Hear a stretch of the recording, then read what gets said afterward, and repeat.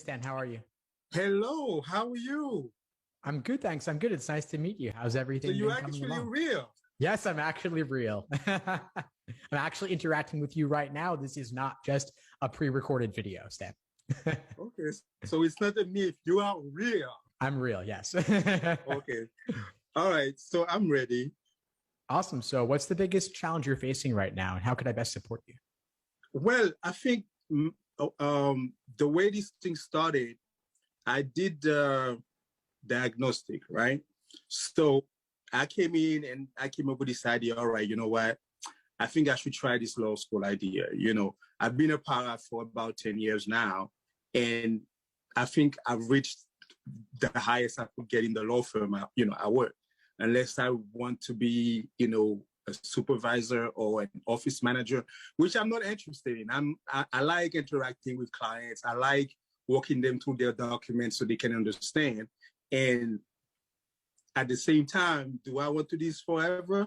Not necessarily if I can actually be an attorney.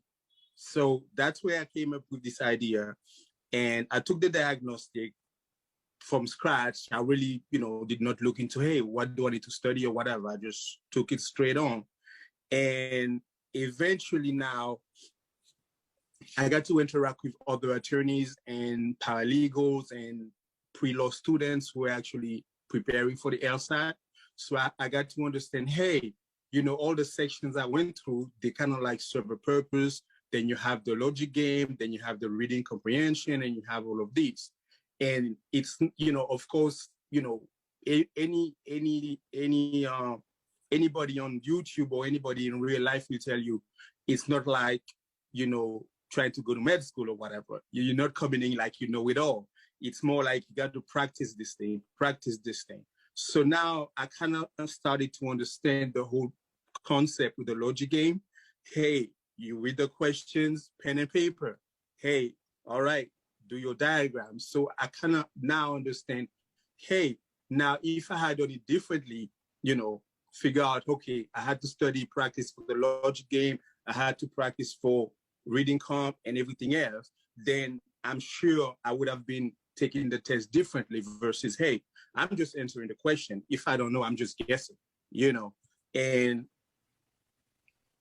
so now I kind of like I have a better understanding on what I'm doing and how to study for it. And I think at this point it's more like, hey, I can read as many books as I want or anything I find online or listen to as many videos, but there are things that that I don't. You know what I mean? Besides you taking the test, but you teaching it, hey, you know what? If you come up with these kind of questions, this is how you answer them.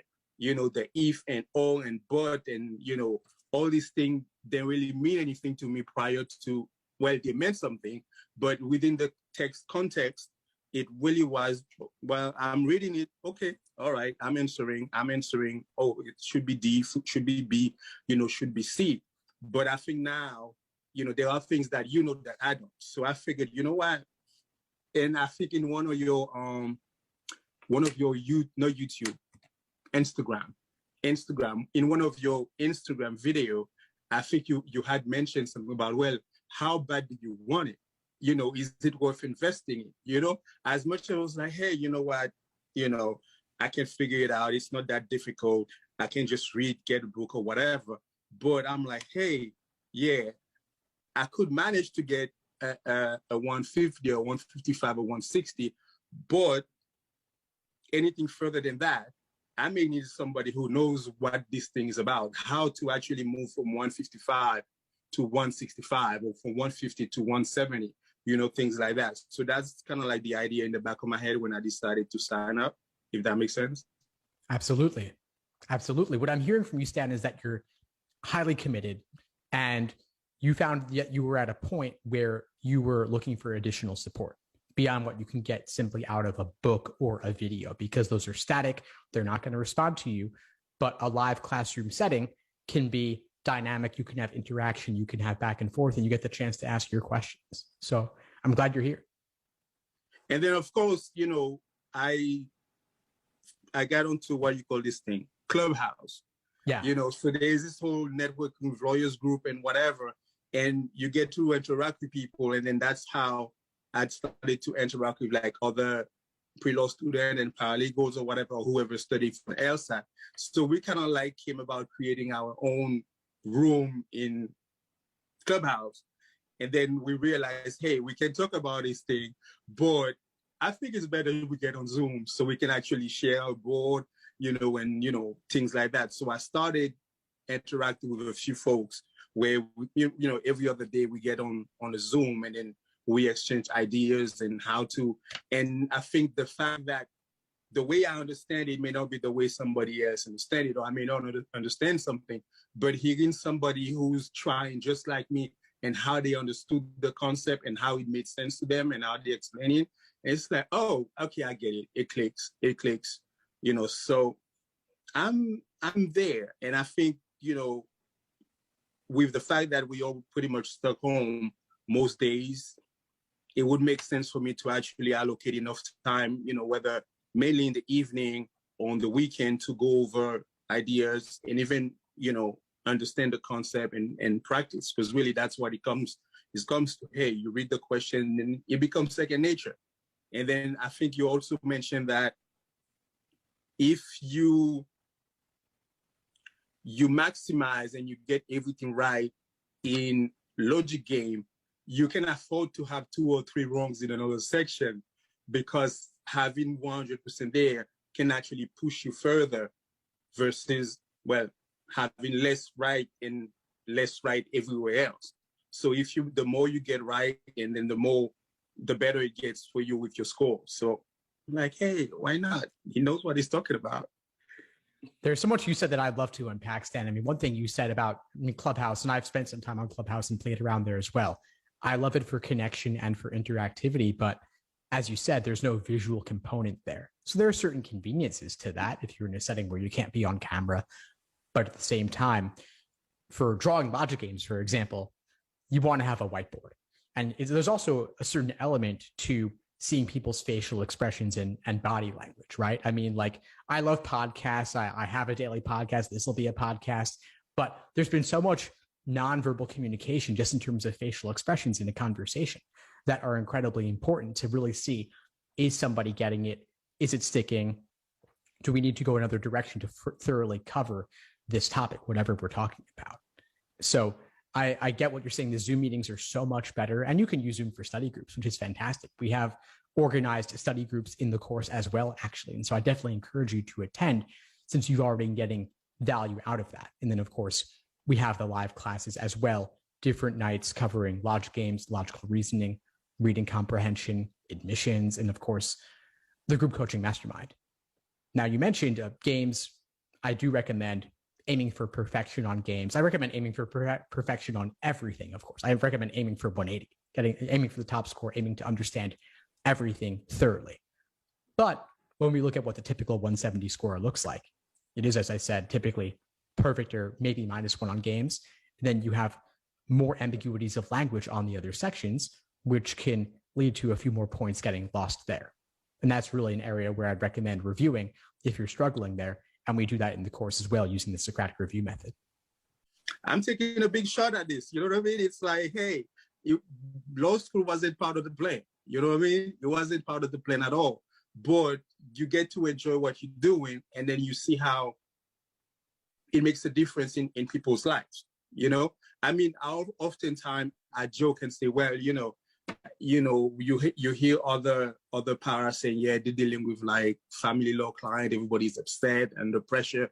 And I'm like, well, I deal with them people. So they're not coming back, saying, hey, you robbed me or this or cussing me out. They're already there. It's all about figure out where the assets are and do the distribution. So that's my thing. But over time, and as I understood, hey, you know what?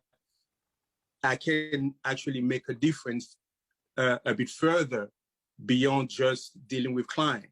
I mean, I work in Midtown, so 90% or 90, I guess I would say probably 98% of the clients that I deal with are not Black people or Latinos or anything like that. I probably, in the past 4 years, at this firm, I probably had two Black clients, and those were people with, those high-end clients, you know what I mean, where they need like big estate planning type of thing. So down the line, when you look at things, like, hey, you know what, how can we make a difference with the everyday folks? Because at the end of the day, they are left to fight over money, and it may not be a lot of money, but structuring the whole thing, organizing this thing as to who's getting what, makes everything better.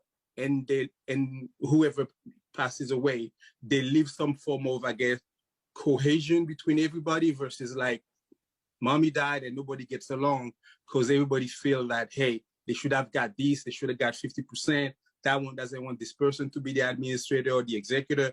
That one feel like, hey, they're the administrator, so anyway, they want their commission, things like that. So if I can make a difference at that level, with holding people's hand beyond being a para, see, why not? Absolutely. I mean, I still have to eat, but they still have a car, they still have a house. Sometimes they just, you do have folks where they have the house, but then somehow they manage to sign a reverse mortgage. And then it's like, now, they died. So now how do you deal with the reverse mortgage? You thought, okay, that's grandma's house, it's going to us, but somebody talked them into getting the reverse mortgage. So now you're really getting the house, So being able to inform the regular folks as to, hey, this is how the system works, this is how, you do it. I may not be able to reach everybody, but within like New York City itself, some folks do need help with that. And truthfully, when somebody come in where I work to get estate planning done, we're talking about $3,000 to $5,000, if not more. But, if the average Joe can get a basic will for $250, that makes or less, that makes a big difference. There are so many things I love about your story, Stan, and the reasons why you want to go to law school. And I want to ask you, have you thought about including this in your law school personal statement or another part of your application? You know what? I didn't even think about that. What you just said right there, I want you to re-listen to what you just said later when I post this, because you could just take that, transcribe it, and you've got a rough draft right there. Seriously, I did think about, hey, how do I, hey, they're talking about the statement and this and that. I did think about it, and I thought about maybe, I could just write about, hey, you know what, I came here, I spoke, French and this and that, so my English was decent, but, any little French kid, their idea is like, hey, you know what, we coming to America to get this MBA and things like that. That's the whole dream, the American dream or whatever. So that's kind of like what I was thinking about. But then you mentioning that, and I was like, wait, but yeah, you're absolutely right. That's really, the idea behind it. Yeah, back then when I came, the whole dream, 20 years ago or so, the idea was, hey, having an MBA and going back to France was like the thing to do. You were guaranteed, a top company and whatever else. But over time, you make other decisions and you try different things. It's like, hey, thank you. No, for sure. I mean, listen, you can cover both stories. Your immigration story is a clear winner for a diversity statement. And so you could tell both stories, and you should. And I've laid them out as one being better for a personal statement, one being better for a diversity statement, but you could potentially flip them. I would say take whichever is likely to be longer and make that your personal statement, because typically you have more space for that.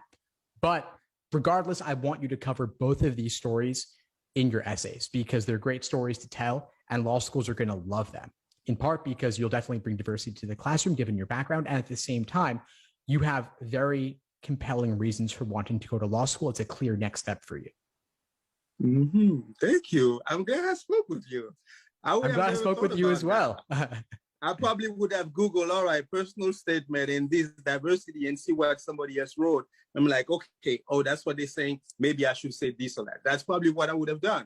But I'm glad I spoke with you, honestly. And that's why I said, hey, you know what? I may be able to figure it out and get it there, but speaking with people who knows and who have done it, then that probably would make a big difference. And in 2 minutes, it just make a big difference. And I'm like, hey, I'm ready to ride. For sure. I mean, that's the funny thing about coaching is that a single insight can change everything for you. Wow. Okay. I'm all for it. I'm all for it.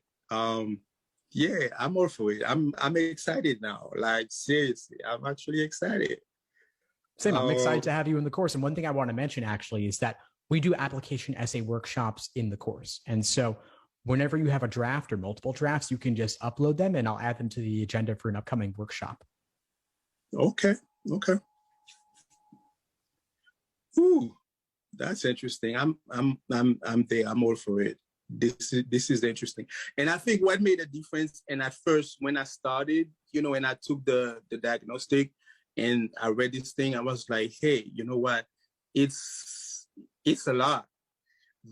Can I really do this thing? Like, I'm not like the study type person. I'm more hands-on. You know what I mean? When I deal with people, I turn this thing so they can understand. I can interact with folks and they understand. And they leave and they come back, they tell other people, other clients in their own companies, hey, they should go to our firms to get the information or get their estate planning done and things like that. So I was like, hey, you know what? It's kind of like a lot. But I think the moment I understood, hey, it's about practicing this thing, it's about understanding the concepts, I think it came where it clicked in a way where, hey, yeah, I can get a 160, I can get a 170. You know what I mean? Because it made sense to me that it wasn't just you read this thing and you answer the questions and then that was it. But understanding the process kind of like make me feel a little bit better and more, I guess, motivated to actually sit down and study versus, oh, I got to do this thing again. All right, how much I'm going to get this time, things like that. So I feel now I'm more motivated to study. And I'm not, one of those where, although everybody have their own mindset as to how long to study or whatever, I can't study for 6 months. You know what I mean? I have so many things going on where my schedule can shift at any time. My daughter is there, she's watching TV, but at the same time, even when I'm working from home, she wants the attention because she's there as well. You know what I mean? So it's like, I can just go deep hard and get this done and just move on. So I'm like, okay, let me put the effort. Let me invest a little bit into this thing and let's just see how it goes. And then, as I said, speaking with you and hearing the things that you were saying, and even with regard to listening to me and say, hey, you could put this thing in your statements. And it's like, hey, yeah, you're right. So I'm ready for this, and I can do this. I can do this. You can do this. And I'm very excited to have you in the course. I'm glad that we had this conversation. Any other questions you might have or anything else you wanted to share before we wrap up? The plan right now is just to go for April, and just so that way I can get my feet wet. And I'm not just going to go in and just get my feet wet to get them wet. I'm still going to go in and do my best. And if, I cling to a 165, 170, then great. Because, the way I'm looking at it is that I'm not trying to get into any like heavy Ivy League school in New York City or anything like that when CUNY is right there and it costs way less. And then at the end of the day, you get the same ESQ after your name. You know what I mean? Yeah. So, that's the, I've done CUNY, for my bachelor. So I'm comfortable with carry on with CUNY anyway. But if at the same time my score is so good that I can look at Pace or whoever else, I will. You know what I mean? Absolutely. Yeah, no, definitely go for avoiding the debt, go for getting the maximal scholarship money. In so many cases, that's the best option. Okay. So I'm all in. So what I'm going to do, of course, when we get off is just go back in because I was actually watching your intro and then number 1 and 2 is to see if there is anything tonight, for example, or even tomorrow and just jump on that and see how this thing can work for me. Absolutely. Yeah, there are things tonight and tomorrow. Tonight we have my reading comp class and the group coaching mastermind call. And tomorrow is logic games and the study group. So I organize weekly study groups. You can just join that. Okay, as well. no problem. I'll do just that. Well, I'm really glad we connected, and I'll hope to see you in class tonight, Stan. No problem. Thank you. Thanks for tuning into the show. Please subscribe if you haven't done so already to be notified of new episodes as I release them. And feel free to reach out if you need anything at all as you move forward with your prep. I'm happy to help however I can. In the meantime, I'll wish you all the best and take care.